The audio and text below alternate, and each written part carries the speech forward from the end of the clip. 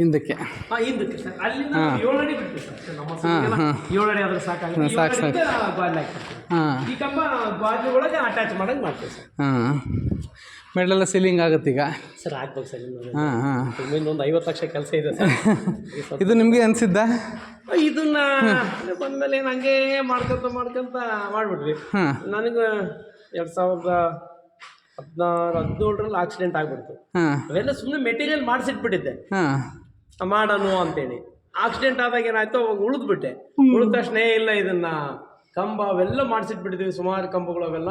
ಅದು ಎಲ್ಲಿಡ್ಬೇಕಂತ ಗೊತ್ತಿಲ್ಲ, ಏನಿಲ್ಲ. ಇದನ್ನ ಫಸ್ಟ್ ಬುನಾದಿ ಹಾಕಿ ನಾವು ರೆಡಿ ಮಾಡಿಬಿಡ್ಬೇಕಂತೇಳಿ ಇದನ್ನ ಮಾಡ್ಕೊಂಡು ಸರ್. ಎಲ್ಲ ಅವಾಗಿಂದ ಹಂಗೆ ಕನ್ಸ್ಟ್ರಕ್ಷನ್ ನಡ್ಕೊಂತ ಹಂಗೆ. ಅದೇ ಅಲ್ಲ, ಹಿಂಗೆ ಕಲ್ಲಲ್ಲೇ ಮಾಡಿಸ್ಬೇಕು ಅಂತ ಯಾಕೆ ಅನಿಸ್ತು ಅಂತ? ಶಾಶ್ವತವಾಗಿ ಇರಲಿ ಅನ್ನೋದೊಂದು ಮನಸ್ಸಿಗೆ ಬಂತು. ಅದೆಲ್ಲ ಒಂದು 25 ವರ್ಷ ಗ್ಯಾರಂಟಿ. ಹಿಡಿದು ಗಾಳಿ ಏನಾದ್ರು ಬಂದು ಎಲ್ಲ ಮುದುರು ಬಿಡ್ಬೋದು. ಇದಾದ್ರೆ ಕನಿಷ್ಠ ಪಕ್ಷ ಇಷ್ಟನ್ನು ಮೇಂಟೈನ್ ಮಾಡ್ಕೊಳ್ಳೋದು ಆಶ್ರಮಕ್ಕೆ ಅನುಕೂಲವಾಗಿರುತ್ತಲ್ಲ. ಒಂದು 100 ಹಸುನ ಮೇಂಟೈನ್ ಮಾಡ್ಲಿ ಸಾಕು. ಹೌದೌದೌದು. ಒಂದೊಂದು ಆಶ್ರಮದವ್ರು 100 ಮಾಡ್ಬಿಟ್ರೆ 100 ಹಸು ಇರ್ಲಿ. ಇದ್ರು ಇದು ಶಾಶ್ವತ ಬಿಲ್ಡಿಂಗ್, ಅದು ಹೋದ್ರ ಸಮೇತ ಇದು ಇರುತ್ತಲ್ಲ, ಇದು ಮಾಡ್ಬೇಕಂತ ಮನಸ್ಸಿಗೆ ಬಂತು. ಸೂಪರ್. ಇದೆಲ್ಲ ಕೆಳಗೆಲ್ಲ ಬೆಡ್ಡಿಂಗ್ ಹಾಕಿ ಚೇಂಬರ್ ಸಿಸ್ಟಮ್ ಮಾಡಿ ಗೋಮೂತ್ರ ಎಲ್ಲ ಹೋಗೋದಕ್ಕೆ ಒಂದು ವ್ಯವಸ್ಥೆ ಮಾಡ್ಬೇಕಂತೇಳಿ. ಆ ಕಡೆ ಎಲ್ಲ ತಿಪ್ಪೆ ಎಲ್ಲ ಮಾಡ್ಬೇಕೆಲ್ಲ ಏನೋ ಇದೆ ಸರ್. ಇಲ್ಲಿ ಇದೊಂದು ರೂಮು, ಇದು ಲ್ಯಾಂಡಿಂಗ್ ಇದೆ. ಇದು ಕೆನಾಫ್ ಮುಂದಕ್ಕೆ ಬಂದಿದೆ. ಅದರಲ್ಲೆಲ್ಲ 4 ಪಿಲ್ಲರ್ ಬರ್ತವೆ. 4 ಪಿಲ್ಲರ್ ಬಂದು ಕೆನಾಫ್ ಸ್ಟೇರ್ ಕೇಸ್ ಅಲ್ಲಿಂದ ಬರ್ತದೆ ಸರ್ ಎಲ್ಲ. ಹೌದಾ? ಇದು ಎಷ್ಟಾಗಲಿದ್ದು ಅಷ್ಟರಲ್ಲೂ ಸ್ಟೇರ್ ಕೇಸ್ ಮನುಷ್ಯರು ಬರ್ಲಿಕ್ಕಿದು ಹಸುಗಳು ಮನುಷ್ಯರು. ನಮ್ಮ ಹಸುಗಳು ನೀವು ಎಲ್ಲಿ ಬೇಕಾದ್ರೆ ಹತ್ತಿ ಬಂದು ಬೆಟ್ಟನೇ ಕರುಗಳಿಗೆಲ್ಲ ಹೋಗ್ಬಿಡ್ತಾವೆ ಸರ್. ಹಸು ಓಡಾಡೋ ದಾರಿನೇ ಎಲ್ಲ ಅದೆಲ್ಲ ಸರಿ ಹೋಗ್ತಾವಲ್ಲ. ಇಲ್ಲ ಹಸು ಹೋಗೋ ದಾರಿನೇ ಇದೆ. ಅಲ್ಲಿ ಪೈಪ್ ಲೈನ್ ಇದೆ, ಅದು ವಾಟರ್ ಪೈಪ್ ಲೈನ್ ಹಂಗೆ ಪಕ್ಕದಾಗ ಮಾಡಿ ಕಾಣಿಸುತ್ತೆ. ಡೈಲಿ ನಾವು ಅಡ್ಡಾಡೋದು ಹಿಂಗೆ. ಲೀಕೇಜ್ ಇನ್ನೊಂದೆಲ್ಲ ಗೊತ್ತಾಗುತ್ತೆ ಸರ್. ನಾವು ಮೇಲಕ್ಕೆ ಹೋಗ್ತೀವಿ. ಇಲ್ಲಿ ಆ ಕಡೆ ಹೋಗಲ್ಲ, ತುಂಬಾ ದೂರ ಆಗುತ್ತೆ ನಮಗೆ ಹೋಗ್ಬೇಕಂದ್ರೆ. ಇಲ್ಲೇ ಹೋಗ್ಬೇಕು. ಬಂಡೆಗಳು ಮೇಲ್ಗಡೆ ಕಾಣಿಸ್ತಾ, ಅದರಿಂದ ಹಿಂದಕ್ಕೆ ಐತೆ ನಮ್ಮ ಮಠ ಸರ್. ಇನ್ನೂ ಈ ಕಡೆ ಹೋಗ್ಬೇಕು. ಇಲ್ಲಿಂದ 3 ಕಿಲೋಮೀಟರ್ ಹೋಗಿ. ಇಲ್ಲಿಂದ 3 ಕಿಲೋಮೀಟರ್. ಹೌದಾ? ಸರ್ ಹತ್ರ. ಈ ಬೆಟ್ಟದ ಮೂಲಕನೇ ಹೋದ್ರೂ ಹೋಗ್ಬೋದು. ಈ ಬೆಟ್ಟದ ಮೂಲಕನೇ ಹೋಗ್ತೀವಿ. ಮತ್ತೆ ಎಲ್ಲಿ ಊರು ನಡ್ಕೊಂಡು ಹೋದ್ರೂ 3 ಕಿಲೋಮೀಟರ್ ಹೋಗ್ಬೇಕು ಸರ್. ಬಾಪ್ರೆ, ನಡ್ಕೊಂಡು ಹೋಗ್ತೀರಾ ನೀವು? ನಡ್ಕೊಂಡೆ ಹೋಗ್ಬೇಕು. ಮತ್ತೆ ಅವರೆಲ್ಲ 20 ವರ್ಷದಿಂದ ಅನ್ನ ಊಟ ಮಾಡಿಲ್ಲ, ನಾನು ನಡ್ಕೊಂಡು ಹೋಗ್ತೀನಿ ನಾನು ಅಂತ. ಶ್ರೀಶೈಲಕ್ಕೆ ಹೋಗ್ತೀವಿ ಸರ್. ಸ್ನೇಹಿತರೆ, ನೋಡಿದ್ರಲ್ಲ, ಒಂದು ಭಾರತದಲ್ಲೇ ನನ್ನ 30 ವರ್ಷ ಸರ್ವೀಸಲ್ಲಿ ಅಥವಾ ನನ್ನ ಅನುಭವದಲ್ಲಿ ಮೊದಲ ಬಾರಿಗೆ ನಾನು ಅನೇಕ ಗೋಶಾಲೆಗಳನ್ನು ಭೇಟಿ ಮಾಡಿದ್ದೀನಿ. ಆದರೆ ಗೋವಿಗೋಸ್ಕರನೇ ಒಂದು ಶಿಲಾಮಂಟಪವನ್ನು ನಿರ್ಮಾಣ ಮಾಡ್ತಾ ಇರೋಂಥ ವ್ಯಕ್ತಿನ ನೋಡಿದಂಥ ಅನುಭವ ಮೊದಲ ಸಮಯ ಆಗಿದ್ದು. ಕಾರಣ ಅಶೋಕ್ ಸಿದ್ದಾಪುರ. ನಿಮಗೆಲ್ಲ ಗೊತ್ತೇ ಇದೆ. ಅಶೋಕ್ ಸಿದ್ದಾಪುರಕ್ಕೆ ನಾನು ಭೇಟಿ ಕೊಟ್ಟಿದ್ದು, ಅಶೋಕನ ಶಾಸನ ನೋಡಿದ್ದು, ಗಂಗಣ್ಣವ್ರ ಜಮೀನನ್ನು ಭೇಟಿ ಕೊಟ್ಟಿದ್ದು, ಎಲ್ಲವೂ ಅದ್ಭುತವೇ. ಮತ್ತೊಂದು ಅದ್ಭುತ ಇದರಲ್ಲಿ ಇರೋವಂಥದ್ದು, ಸುಮಾರು 260 ಹಸುಗಳು, ಒಂದಲ್ಲ ಎರಡಲ್ಲ, 260 ಹಸುಗಳನ್ನು ಸ್ವಾಮೀಜಿಯವರು ಸಾಕಿದ್ದಾರೆ. ಎಲ್ಲಿಯೂ ಕಿಂಚಿತ್ತೂ ಸಹ ಅವರು ನನಗೆ ಧನ ಸಹಾಯ ಬೇಕು, ನನಗೆ ಧನ ಸಹಾಯ ಮಾಡಿ ಅಂತ ಅಪ್ಪಿತಪ್ಪಿ ಅವ್ರ ಮಾತಲ್ಲಿ ಬರಲಿಲ್ಲ. ಅವರ ಹರಿದ ಬಟ್ಟೆ ಇರ್ಬೋದು, ತೂತು ಬಿದ್ದ ಬನಿಯನ್ಗಳು, ಬಟ್ಟೆಗಳನ್ನು ನೋಡಿದ್ರೆ ಎಲ್ಲ ಒಂದು ಕಡೆ ಇದಾಗ್ತಾ ಇತ್ತು. ಹೌದು, ಸತ್ಯಗಳನ್ನ ಯಾವುದನ್ನು ಮರೆಮಾಚಿಲ್ಲ ಅವರು ಅಂಥೇಳಿ, ಇರೋದನ್ನು ಒಪ್ಕೊಳ್ತಾ ಇದ್ದಾರೆ ಅಂತ ಹೇಳಿ ತುಂಬ ಖುಷಿಯಾಗುತ್ತೆ. ಬ್ರಹ್ಮಗಿರಿಯ ಈ ತಪ್ಪಲಲ್ಲಿ ಇಂಥ ಒಂದು ಅದ್ಭುತ ನಡೀತಾ ಇದೆ ಅನ್ನೋದು ಒಂದು ದೊಡ್ಡ ಸಂತೋಷದ ವಿಚಾರ. ಪ್ರಕೃತಿನೇ ಅವ್ರಿಗೆ ತಾನಾಗೆ ಇದನ್ನ ಕ್ರಿಯೇಟ್ ಮಾಡಿಕೊಟ್ರು ಅಂತ ಒಂದು ಸೌಂದರ್ಯದ ಮಧ್ಯದಲ್ಲಿ ಅವರು ಇದ್ದಾರೆ, ಸ್ವಾಮೀಜಿಯವರು ಇದ್ದಾರೆ. ತುಂಬ ಸರಳ ವ್ಯಕ್ತಿತ್ವ, ತುಂಬ ಖುಷಿ ಆಯಿತು.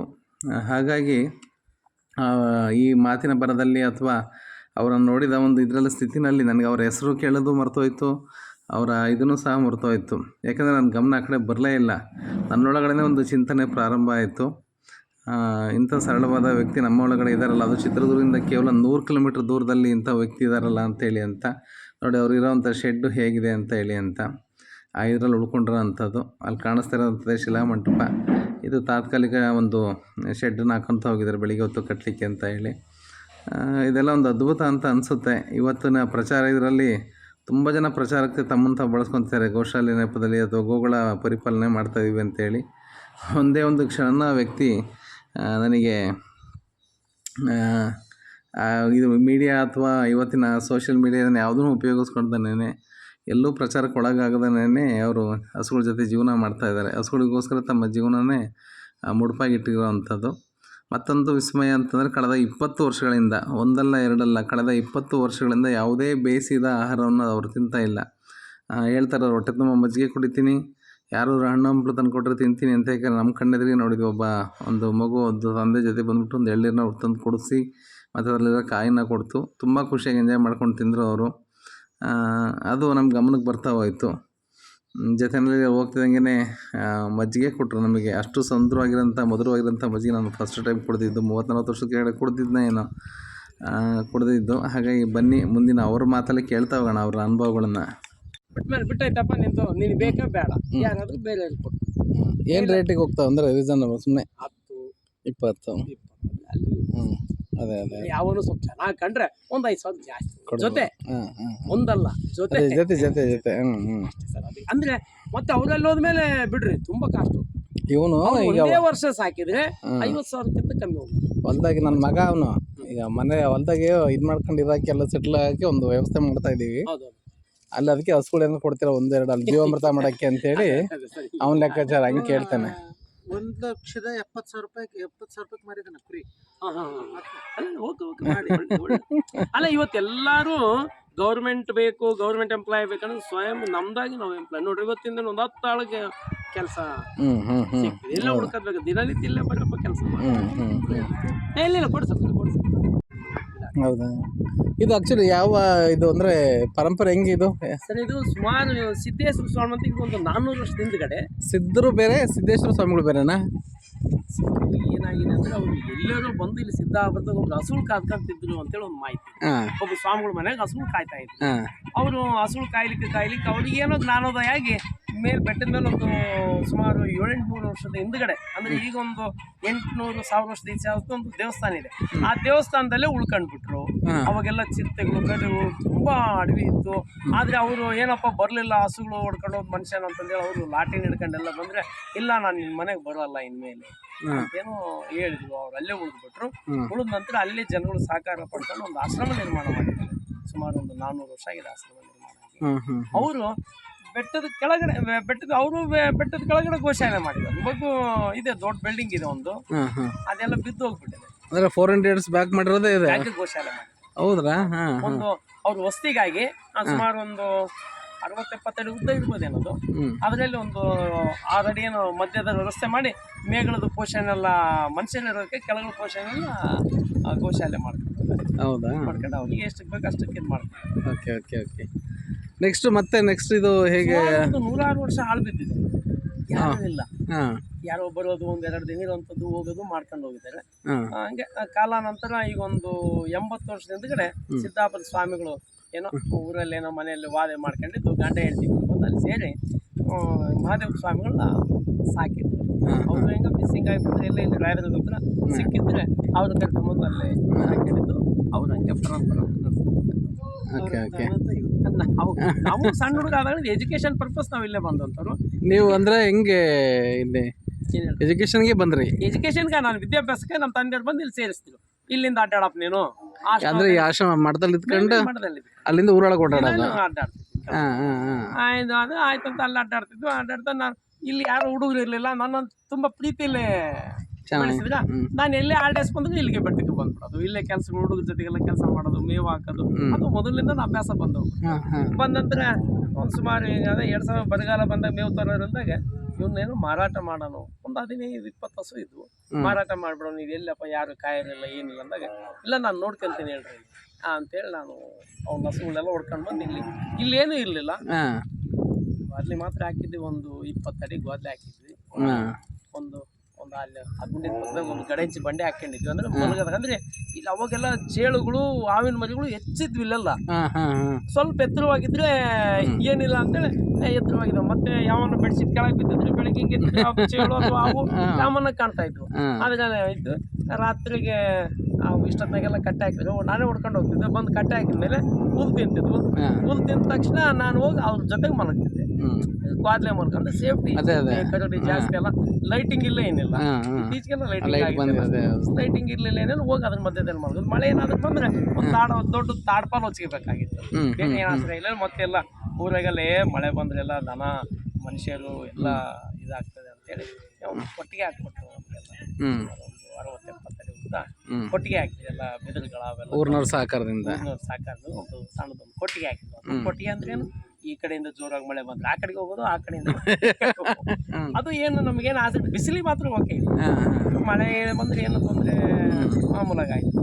ಅಂದ್ರೆ ಹಂಗೆ ನಿಧಾನದಾಗ ಹಸುಗಳು ಸೇರ್ತಾ ಹೋಗಿದ್ದ ಇಲ್ಲೇ ಡೆವಲಪ್ ಆಯ್ತಾವ? ಇಲ್ಲೇ ಡೆವಲಪ್ ತಗೊಳಲ್ಲ. ಎಷ್ಟನೇ ವರ್ಷದ ಇತಿಹಾಸ ನೀವು ಹೇಳ್ತಿರೋ ಕತೆ ಎಲ್ಲ?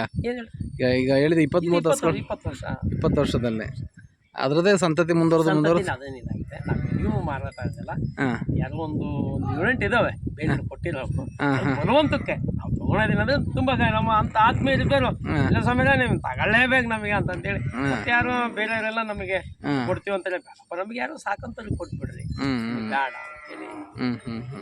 ಯಾಕಂದ್ರೆ ನಮಗೆ ಇವಕ್ಕೆ ಕಟ್ಟಕ್ಕಾಗಲ್ಲ, ಅವು ಬೇರ್ಪಡ್ತಾವೆ, ಅವು ಬೇರ್ಪಡ್ತಾವೆ. ಇವು ಒಂದೇ ಲೈನ್ಗೆ ಹೋಗ್ತಾವೆ, ಒಂದೇ ಲೈನಿಗೆ ಬಂದ್ಬಿಡ್ತಾವೆ. ಹೌದ್ರಾ? ಆದ್ರೆ ಅವು ಏನಾಗ್ತದೆ, ಅವೇ ಬೇರೆ ಆಗ್ಬಿಡ್ತವೆ. ಗುದ್ದಾಡೋದಕ್ಕಿಂತಲೂ ಪ್ರದೇಶ ಹೊಂದಾಣಿಕೆ ಆಗಲ್ಲ. ಇಲ್ಲಿ ಮೇದ್ರೆ ಅವು ಅಲ್ಲಿ ಮೇಯ್ತಾ ಇರ್ತವೆ. ಈ ಚಿರತೆ ನಾವು ಬ್ಯಾಲೆನ್ಸ್ ಮಾಡೋದು ತುಂಬಾ ಕಷ್ಟ ಆಗುತ್ತೆ. ಇವೆಲ್ಲ ಒಟ್ಟಿಗೆ ಇರ್ತಾವೆ. ಆದಷ್ಟು ಈಗಲೂ ಚಿರತೆಗಳು ಇದಾವೆ. ಎಲ್ಲ ಮಲಗಿರ್ಬೋದು, ಹೇಳಕ್ ಆಗಲ್ಲ. ನಿನ್ನೆ ಇನ್ನು 2 ಕುರಿಗಳು ತಿಂದದ ಇಲ್ಲೇ, ಎಲ್ಲಾದ್ರೂ ಕುರಿಗಳು ಮಲಗಿರ್ತದೆ. ಕರುಗಳು ಹಸುಗಳು ಬಲಿಯಾಗಿರೋದು ಉಂಟಾ? ಕರುಗಳು ಅದೇ ಇಲ್ಲಿ ಅಂತ ಬಂದು ಮುಟ್ಟಿಲ್ಲ. ಇಲ್ಲಿ ನಾಯಿಗಳನ್ನೆಲ್ಲ ತಿಂದಿದೆ. ಸಾಮಾನ್ಯ ನಾಯಿಗಳಂತೂ ನಾವು ವರ್ಷ ಸಾಕ್ತಾನೆ ಇರ್ತೀವಿ, ಅವು ಹಂಗೆ ಎತ್ಕೊಂಡು ಹೋಗ್ತಾನೆ ಇರ್ತವೆ. ಹೌದ್ರಾ? ನಾಯಿಗಳ ಮತ್ತೆ ಅಲ್ಲ ಇಲ್ಲೇನು ಕರುಗಳೇನು ಮುಟ್ಟಿಲ್ಲ. ಅಲ್ಲಿ ಈ ಕೋಳಿಗಳು ತಿಂತದೆ. ಈ ಕೋಳಿಗಳು ಈ ಮರದಾಗೆಲ್ಲ ಮಲಗಿರ್ತದ, ರಾತ್ರಿ ಹೊತ್ತು ಬಂದು ಆ ಮರದಾಗ ಹೋಗಿ ಎತ್ಕೊಂಡು ಹೋಗ್ತದೆ. ಅದನ್ನ ಏನಾದ್ರ ಬಗ್ಗೆ ಏನೇನು ಅದೇ ಅದೇ ಅದೇ ಅದು ಸೈಕಲ್, ಅದಲ್ಲ ಜೀವನ ಚಕ್ರ. ಚಕ್ರ ಅದಕ್ಕೆ ಆಹಾರ ಅದೇ. ನಾವ್ ಯಾರು ಅಡ್ಡಿಪಡಿಸಿದಾಗ ಏನು ಅಡ್ಡಿಪಡಿಸಕ್ಕ ಏನು ನೋಡಿದ್ರೆ ಅದೇನು ಟಾರ್ಚ್ ಮನುಷ್ಯರ ಮೇಲೆ ಅಟ್ಯಾಕ್ ಏನು ಮಾಡಿಲ್ಲ. ಟಾರ್ಚ್ ಬಿಟ್ಟ ತಕ್ಷಣ ಓಡೋಗ್ಬಿಡ್ತದೆ. Okay okay. ಈಗ ಹಸುಗಳ ಸಂಖ್ಯೆ ಎಷ್ಟಿದೆ ಒಟ್ಟು? ಸರ್ ಈಗೆಲ್ಲ ಸುಮಾರು 260 ಇದೆ. 260 ಇದೆ. ಇಷ್ಟಕ್ಕೂ ಮೇವು ಸರ್ ಅದೇ ಎಲ್ಲ ಬೇರೆ ಕಡೆಯಿಂದೆಲ್ಲ ನೋಡಿ. ಹೋದ ಸಾರಿ ಒಂದು ಸ್ವಲ್ಪ ಲೇಬರ್ ಸಮಸ್ಯೆಯಿಂದ ಮೇವು ಸಂಗ್ರಹಣ ಈ ಸಾರಿ ಆಗಲಿಲ್ಲ. ಈಗ ಇನ್ನೊಂದು 40 ನೋಡಿದ್ರು ಪಾಪ.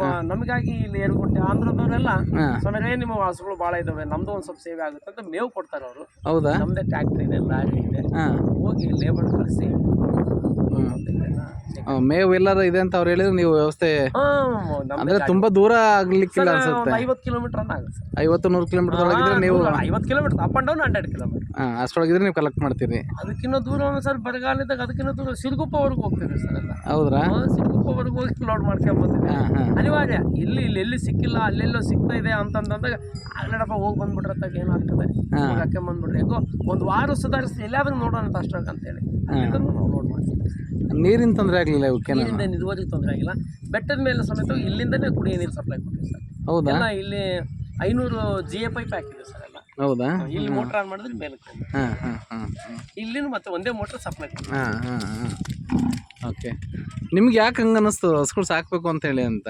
ಸರ್ ಏನು ಮನಸ್ಸಿಗೆ ಅದು ಆನಂದ ಅನಿಸ್ತದೆ. ನಮ್ಗೆ ಎಲ್ಲಿಗೆ ಹೋಗಕ್ಕೆ ಇಷ್ಟ ಆಗಲ್ಲ, ಅವ್ರ ಜೊತೆಗಿದ್ರೆ ಏನೋ ಆನಂದ ಅನಿಸ್ತದೆ. ಸಣ್ಣ ಕರುಗಳೆಲ್ಲ ಅಡ್ಡಾಡೋದು ಇವೆಲ್ಲ ನೋಡ್ತಾ ಇದ್ರೆ ಏನೋ ಮನಸ್ಸಿಗೆ ಒಂಥರ ಟೈಮ್ ಹೋಗಿದ್ದೇ ಗೊತ್ತಾಗಲ್ಲ ನಮಗೆ.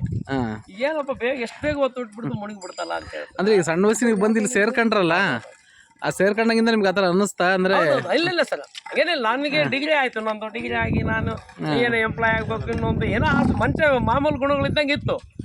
ನಂತರ ದಿನಗಳಲ್ಲಿ ನಮಗಾಗಿ ಆಶ್ರಮ ಒಂದು ಬೆಳೆಸಿದೆ. ನಮ್ಗೆ ಎಷ್ಟಾಗುತ್ತೆ ಅಷ್ಟು ಆಶ್ರಮ ನಾವು ಸೇವೆ ಮಾಡೋಣ, ಬೆಳೆಸೋಣ ಅಂತ ಏನಿಲ್ಲ, ಸೇವೆ ಮಾಡೋಣ. ಅದೇನಾದ್ರೂ ಆಗೋಲ್ದೆ. ತುಂಬಾ ಕಷ್ಟ ಅನ್ಸಿಲ್ವ ನಿಮಗೆ? ತುಂಬಾ ಕಷ್ಟ ಸರ್, ಪರಿಶ್ರಮ ಇದೆ. ಒಂದ್ಸಾರಿ ಮನಸ್ಸಿಗೆ ಆಘಾತ ಆಗುತ್ತೆ, ದುಃಖ ಅನಿಸ್ತದೆ. ಏನಂದ್ರೆ ಲೇಬರು ಬಂದಿರಲ್ಲ. ಅದು ಸಾಯಂಕಾಲ ಹೇಳಿದ್ರೆ ಬೆಳಿಗ್ಗೆ ನಾವು 3 ಗಂಟೆಗೆ ಎದ್ದಿರ್ತೀವಿ. ಎದ್ದಾಗ ಎಷ್ಟು ಸಾಧ್ಯ ಆಗುತ್ತೋ ದಬ್ಬಿ ಬಿಡ್ತೀವಿ. ಬೆಳಿಗ್ಗೆ ಅವರು 9 ಗಂಟೆಗೆ ಇಲ್ಲ ನಾನು ರಜಾ ಇವತ್ತು, ನಾನೆಲ್ಲ ಹೋಗಿ ಇಂಥದ್ದೇನೋ ಸಮಯ ನಮ್ಮ ಕಾರ್ಯಕ್ರಮಕ್ಕೆ ಬರ್ಬೇಕಂತ ಏನೋ ಮನೆಗೆ ಬರ್ಬೇಕಂತ ಹೇಳಿರ್ತಾರೆ. ಅವಾಗ ಆ ಕಡೆಗೆ ಹೋಗ್ಬೇಕು ಈ ಕಡೆಗೆ ಹೋಗ್ಬೇಕು, ನೋಲಾಯ ಮನಸ್ಥಿತಿ ಇಲ್ಲ.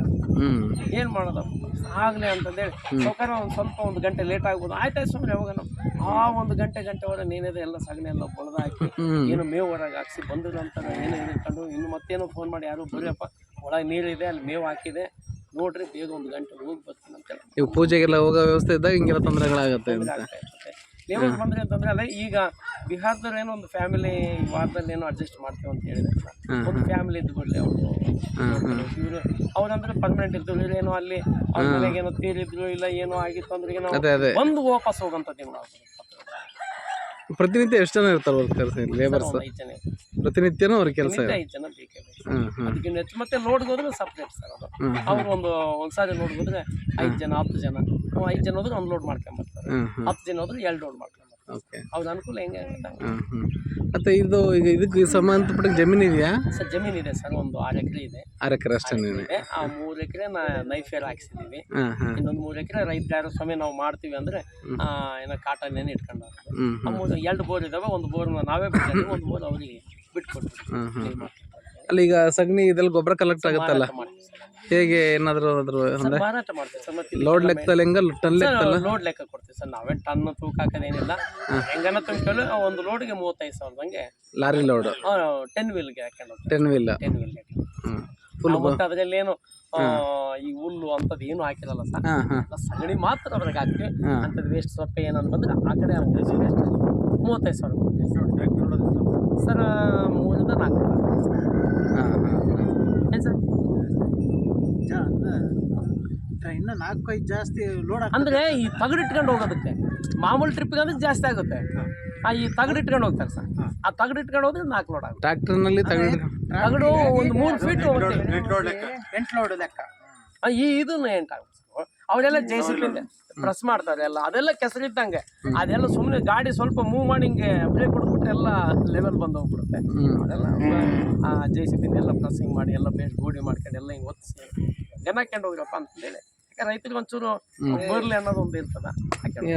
ಎಷ್ಟು ಲೋಡ್ ಸಿಗ್ಬೋದು ಇಲ್ಲಿ? ನಮ್ಮಲ್ಲಿ ಒಂದು ತಿಂಗಳಿಗೆ 1 ಲೋಡ್ ಆಗುತ್ತೆ ಸರ್. ತಿಂಗಳಿಗೆ 1 ಲೋಡ್ ಆಗುತ್ತೆ ಅಷ್ಟೇ? ಅಷ್ಟೇ ಸರ್. ಅಲ್ಲಿಂದ ಇವಾಗ ಏನಂದ್ರೆ ಹಸು ಇಲ್ಲೇ ಇರೋದ್ರಿಂದ ಇನ್ನೂ ಒಂದು 2 ತಿಂಗಳಿಂದ 1 ಲೋಡು ಅಥವಾ 3 ತಿಂಗಳಿಂದ 1 ಲೋಡ್ ಆಗ್ಬೋದೇನೋ. ಹಾಂ ಹಾಂ ಹಾಂ. ಒಂದು 15 ಲೋಡ್ ಆಗ್ಬೋದು ಸರ್. Okay okay. ಅದನ್ನು ಮುಂಚೆ ಏನಾದರೂ ಬುಕ್ಕಿಂಗ್ ಏನಾದ್ರು ಆಗಿರುತ್ತಾ? ಹೇಳಿರ್ತಾರೆ ಸರ್. ಈ ಎರೆ ಗೊಬ್ಬರ ಮಾಡ್ಲಿಕ್ಕೆ ನೀವೇನು ಪ್ರಯತ್ನ ಪಟ್ಟಿಲ್ಲ? ಎರೆಹುಳು ಗೊಬ್ಬರ ಮಾಡ್ಲಿಕ್ಕೆ ಅಂದರೆ ಲೇಬರ್ ಸಮಸ್ಯೆ ಹೆಚ್ಚಿದೆ. ಹಾಗಾಗಿ ಅವೆಲ್ಲ ಮಾಡೋದಕ್ಕೆ ಆಗೋದಿಲ್ಲ. ಅದೆಲ್ಲ ತುಂಬ ಚೆನ್ನಾಗಿ ಸ್ವಾಮಿ ಇರುತ್ತೆ. ಈ ದಾಳಿಂಬೆಗೆ ಜಾಸ್ತಿ ಹೋಯ್ತಾರಲ್ಲ, ದಾಳಿಂಬೆಗೆ ಮೋಸಂಬಿ ಅವಕ್ಕೆಲ್ಲ ಹಾಕ್ತಾರೆ. ಇಳುವರಿ ತುಂಬ ಚೆನ್ನಾಗಿರ್ತದೆ ಸ್ವಾಮಿ. ಅಲ್ಲಿಂದ ಹಣ್ಣು ಕ್ವಾಲಿಟಿ ತುಂಬ ಚೆನ್ನಾಗಿರ್ತದೆ ಅಂತ ಹೇಳಿ ಗೊಬ್ಬರೇ ಸುಮ್ಮನೆ ನೀವು ಯಾರಿಗೂ ಗೊಬ್ಬರ ಅಂದರೆ ನಮಗೆ ಕೊಟ್ಬಿಟ್ರಂತ ಯಾರಿಗೂ ಕೊಡ್ಬಾರ್ದ್ರಿ. ನಿಮ್ಮ ಗೊಬ್ಬರ ಎಷ್ಟಿದ್ರು ನಮಗೆ ಇಲ್ಲ ಅಂತಾರೆ. ಯಾರಾದ್ರೂ ಒಂದು ಇದಾದಾಗ ಮತ್ತೆ ನೋಡಿರ್ತೀರ ಹಂಗಿದ್ದಾಗ ಒಟ್ಟು ನೀವು ಯೋಚನೆ ಮಾಡಕ್ಕೆ ಹೋಗ್ಬಿಡ್ರಿ. ಗೊಬ್ಬರ ಅಂದರೆ ನಮಗೆ ಇರಲಿ, ಅಮೌಂಟ್ ಎಷ್ಟು ಬೇಕೋ ತೊಗೊಂಡ್ಬಿಡ್ರಿ ಅಂತಾನೆ. ಮೇವು ಹೊಡಿಬೇಕಾದಾಗೆ ಕೆಲಸ ಕನ್ಸ್ಟ್ರಕ್ಷನ್ ಬೇಕಾದಾಗೆ ಹಣಕಾಸು ಸಹಕಾರ ಮಾಡ್ತಾರೆ. ಅವ್ರಿಗೆ ಮತ್ತೆ ತುಂಬ್ಕೊಂಡು ಒಳ್ಳೆಯದು.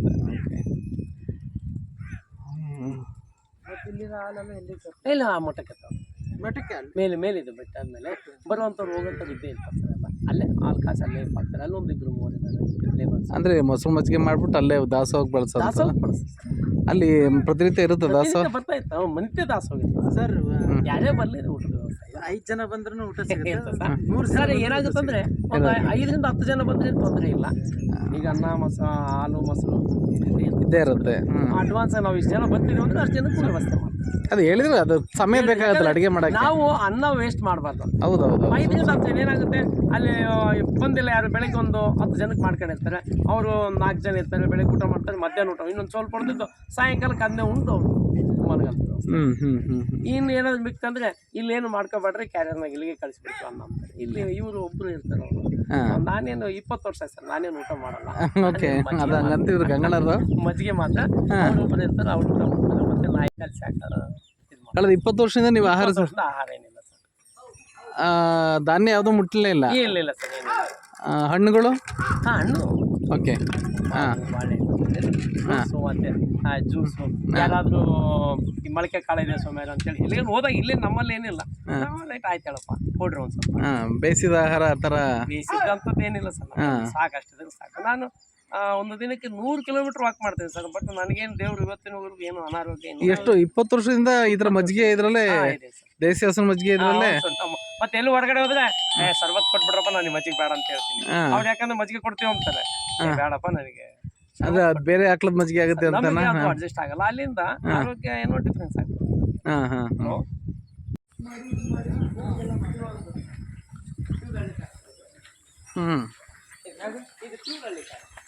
ಇದು ಹೊಟ್ಟೆಯಲ್ಲಿ ಹುಟ್ಟಂತವು ಅಂಥವೇ ಹಳ್ಳಿ ಕಾರ್ನ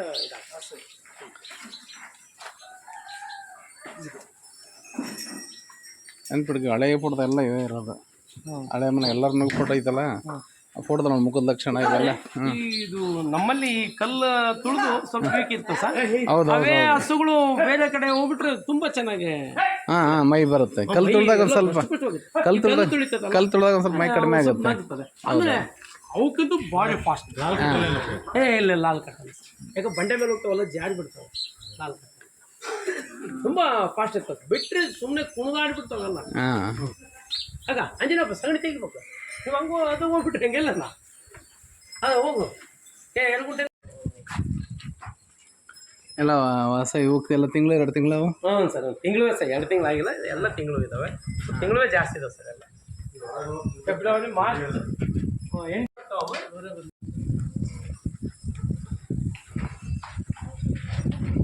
ಸಾಕಪ್ಪ. ಸ್ಟ್ರಾಂಗ್ ಆಗ್ತವೆ ಅವೇನು ಸುಮ್ಮನೆ ಎಲ್ಲ ಮೈ ಹೌದು ಹೌದು ಹೌದು ಹೌದು ಹೌದು. ಅವು ಮರಿ ಇರ್ಬೇಕಾದ್ರೆ ಫ್ರೆಂಡ್ಲಿ ಆಗಿ ಸಾಕ್ಬೇಕು. ನೀವು ಯಾವ ಗರ್ವ ಬಂದ ತಕ್ಷಣ ಯಾವ ಫ್ರೆಂಡ್ಲಿಗೆ ಏನು ಕೆಲಸ ಮಾಡಲ್ಲ. ನಮ್ಮ ಶಿಕಾರಿ ಬರೋ ಕಡೆ ಅಲ್ಲಿ ಹೋರಿ ಎಲ್ಲ ಆಡಿಸ್ತಾರಲ್ಲ, ಓರಿ ಓಡಿಸ್ತಾರ ಹೇಳ್ತಾನೆ ಅದನ್ನ. ಓಡಿಸ್ತಾರೆ ಸರ್. ಅದು ಇವು ಹಸುವಿನ ಮೇಲೆ ಬಿಟ್ಟಿದ್ದು ಸ್ವಲ್ಪ ಸ್ಟ್ರಾಂಗ್ ಬಂದ್ಬಿಡ್ತವೆ.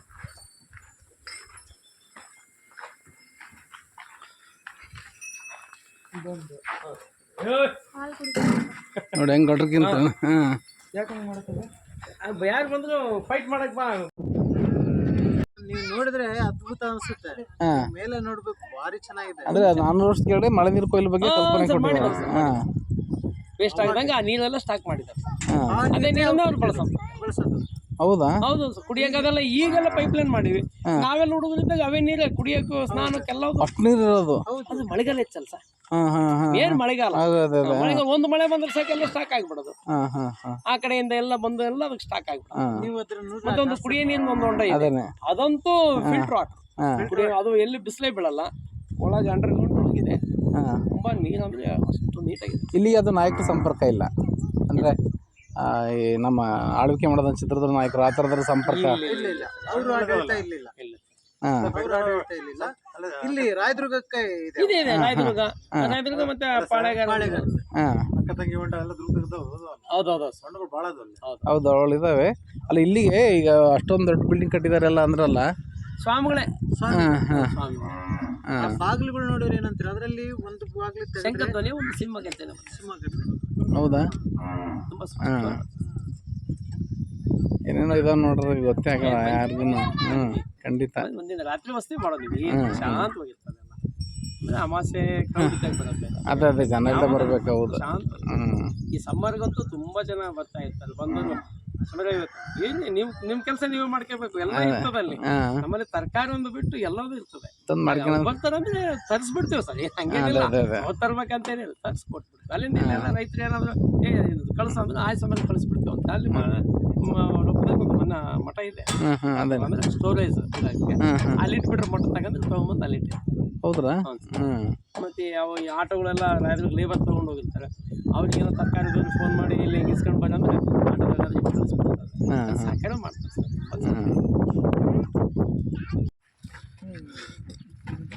ಸಗಣಿಗೆ 35,000 ರೂಪಾಯಿ ಒಂದು ಲೋಡು ಲಾರಿ ಹೊಟ್ಟೆ ಮಿಲ್ದು.